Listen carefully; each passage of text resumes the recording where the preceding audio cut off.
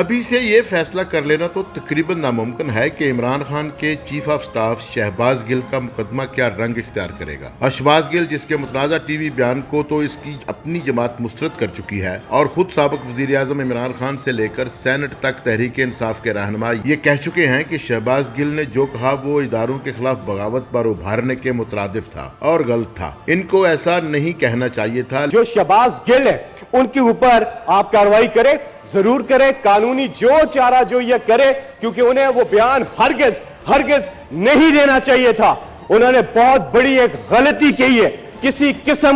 اس قسم کا جو بیان ہے وہ قابل قبول نہیں ہو سکتا۔ لیکن اب شہباز گل کی صحت اور اس پر ہوئے مبینہ تشدد اور اس کی کسٹڈی کے حوالے سے سیاست کو چمکانے کے لیے استعمال کیا جا رہا ہے۔ وفاقی حکومت جس کے پاس اسلام آباد میں کوئی جیل خانہ موجود نہیں، وہ سمجھتی ہے کہ پنجاب کی جیلوں میں مقامی حکومت بغاوت جیسے حساس مقدمے میں ملزم شہباز گل کو خصوصی رعایت دے گی اور شاید اس مقدمے سے جڑی باتوں جیسے تشدد وغیرہ اور دوبارہ جسمانی ریمانڈ کے معاملات کو اپنے سیاسی مقاصد کے لیے استعمال کرے گی۔ دوسری طرف شہباز گل کے معاملے پر تقریباً دیوار سے لگی تحریک انصاف کی قیادت نے سکھ کا سانس لیا ہے کہ پولیس کے روایتی ہتھکنڈوں اور ملزمان کے ساتھ ہونے والے سلوک کی جزیات وغیرہ کو اچھال کر حکومت کی طبیعت بھی صاف کی جا سکتی ہے اور اس پر دباؤ بڑھایا جا سکتا ہے کہ وہ اس طرح کے مقدمات میں حد سے آگے جانے سے گریز کرے۔ بعض مبصرین کا کہنا ہے کہ جو کچھ شہباز گل نے کہا اس سے ظاہر ہے کہ ہمارے سیکیورٹی اداروں میں ایک بے چینی پائی جاتی ہے اور وفاقی حکومت کا خیال ہے کہ یہ معاملہ اتنا سادہ نہیں کہ شہباز گل کے خطرناک خیالات صرف اس کے ذہن کی پیداوار ہیں، بلکہ اس میں تحریک انصاف کے چیئرمین جناب عمران خان کے ساتھ ساتھ دیگر کردار بھی شامل ہیں۔ اس لیے پولیس کی ابتدائی تفتیش پر ہی اکتفا نہ کیا جائے اور اس کیس میں دیگر لوگوں کو بھی ٹرائل کیا جائے۔ یوں مقبولیت حاصل کرتی ہوئی تحریک انصاف کو نہ صرف روکا جا سکتا ہے بلکہ تحریک انصاف کی قیادت کو بھی ملوث کر کے سیاسی عمل سے باہر کیا جا سکتا ہے۔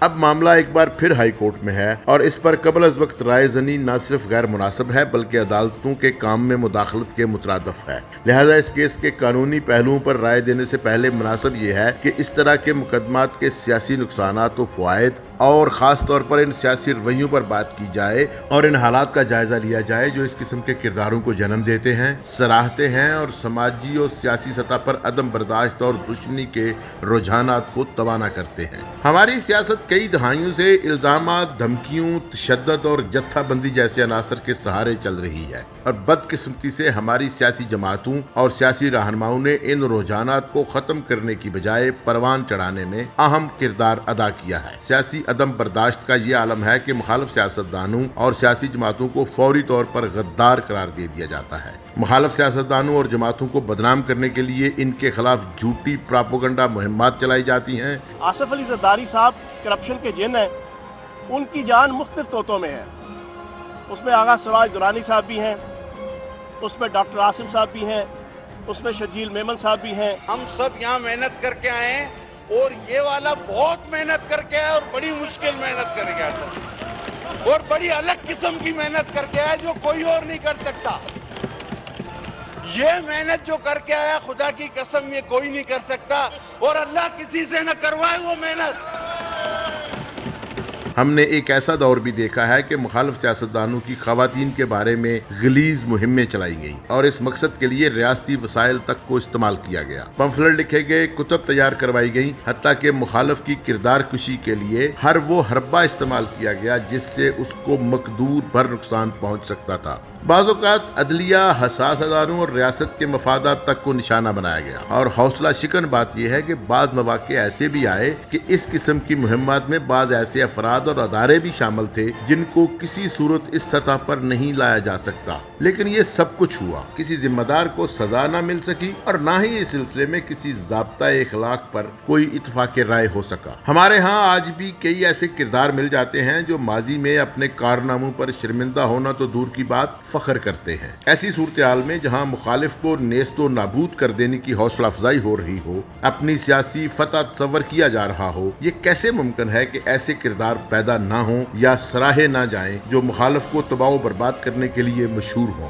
آج ملک کی تمام سیاسی جماعتوں میں موجود ایسے درجنوں کرداروں کا حوالہ دیا جا سکتا ہے جو اپنے اپنے دور کے شہباز گل تھے۔ اور جو کل تک شہباز گل کر رہا تھا وہ ہمیشہ کرتے آئے ہیں۔ ان کو ان کی سیاسی جماعتیں استعمال کرتی ہیں اور بعض مواقع پر دوسرے طاقتور ادارے بھی پوری قوت سے استعمال کرتے ہیں۔ بدلے میں وزارتیں اور دیگر مراد دی جاتی ہیں۔ خود سیاسی جماعتوں کی قیادتیں ایسے کرداروں سے محبت کرتی ہیں جس کی لاتعداد مثالیں ہمارے ہاں موجود ہیں۔ اس میں شک نہیں کہ شہباز گل تحریک انصاف کے چیئرمین عمران خان کا قریب ترین اور معتمد خاص سمجھا جاتا ہے، جس کا برملا اظہار خود شہباز گل درجوں مرتبہ کر چکا ہے۔ تقریباً ایسی ہی قربت سابق وفاقی وزیر جناب مراد سعید کے ساتھ بھی ہے، اور مراد سعید بھی اپنے جذباتی بیانات اور مخالفین پر بڑھ چڑھ کر حملوں کے لیے مشہور ہیں۔ ایسا ہی ایک طرحی کردار سیاسی پارٹیاں تبدیل کرتے کرتے تھک کر اپنی محدود سی جماعت تیار کر کے ہر وقت اقتدار کے لیے دستیاب رہتا ہے، وہ جناب شیخ رشید احمد کا ہے، جن کی سیاسی کنٹریبیوشن میں ان کی زبان کا کلیدی کردار ہے۔ وہ مخالف پر انتہائی ذاتی حملوں سے شروع ہو کر بات غداری اور سیکیورٹی رسک پر لے آتے ہیں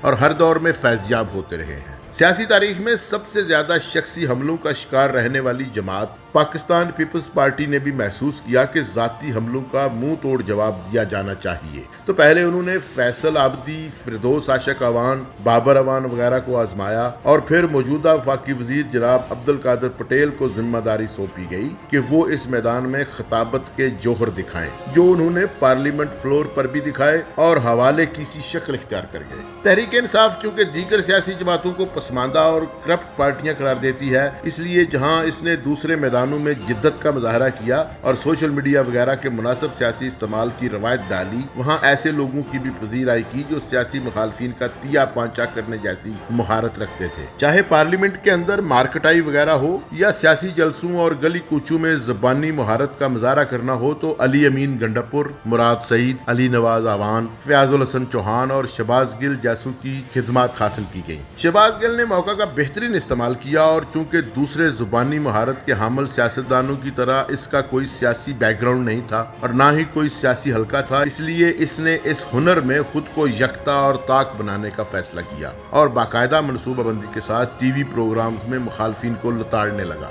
فوری نتائج برآمد ہوتے اور سوشل میڈیا ٹیمیں پروگرام کے خاتمے کے بعد ٹویٹر اور فیس بک وغیرہ پر ادھم مچا دیتی اور ماحول بننے لگتا۔ بہت سے صحافیوں نے بھی اثر لیا اور وہ بھی اسی طرح کا رویہ اپنانے لگے۔ دیکھتے ہی دیکھتے نئے ہیرو پیدا ہو گئے اور سیاست پہلے سے کہیں زیادہ گرم اور دشمندار ہو گئی۔ بات یہاں تک پہنچی ہے کہ فوج کے ادارے کے بارے میں انتہائی غیر محتاط گفتگو ہونے لگی ہے۔ ریاست کی سلامتی کے ذمہ دار اداروں میں تقسیم تک کی باتیں کی جانے لگی ہیں۔ یہ سب کچھ بہت خطرناک سمت کی طرف سفر ہے۔ اس کو روک دینے کے لیے ریاست کو آگے بڑھ کر اپنا کردار ادا کرنا چاہیے، یہی وقت کی ضرورت ہے۔